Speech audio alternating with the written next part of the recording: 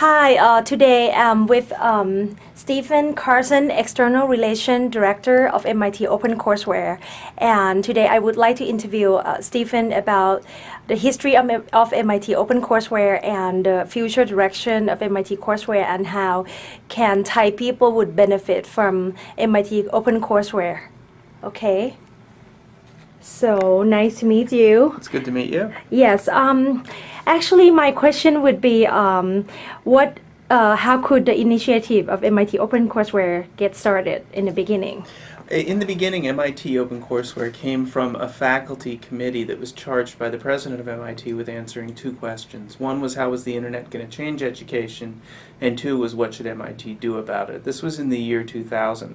And here in the United States, it was a time when many of our peer institutions were launching distance learning ventures. And so the committee expected that they would probably recommend a distance learning venture, and the MIT community expected that that was what they were going to recommend as well.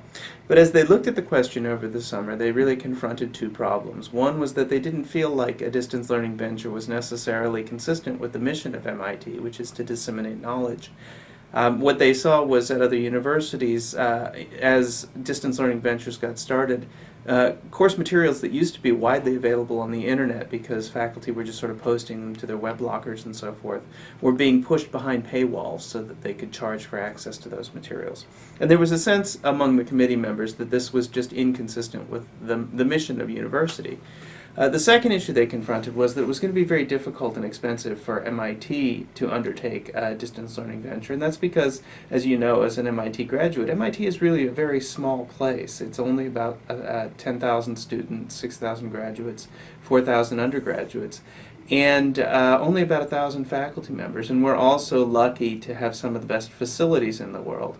So we have very, very hands-on instruction for a very, very small group of people provided by an even smaller group of people. And it was going to be really difficult to take these approaches and turn them into interactive distance learning experiences.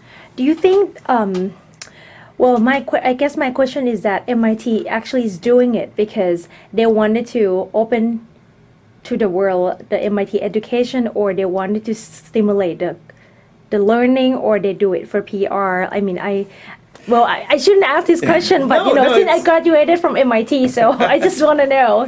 Yeah. No, it's a great question. No, I think what they did was they sort of went back to basics and they said, what is MIT good at? We're good at classroom education. What is the internet good at? It's good at distributing content widely and cheaply. And so, how can we put those two together? Let's throw out the idea of profit for a minute.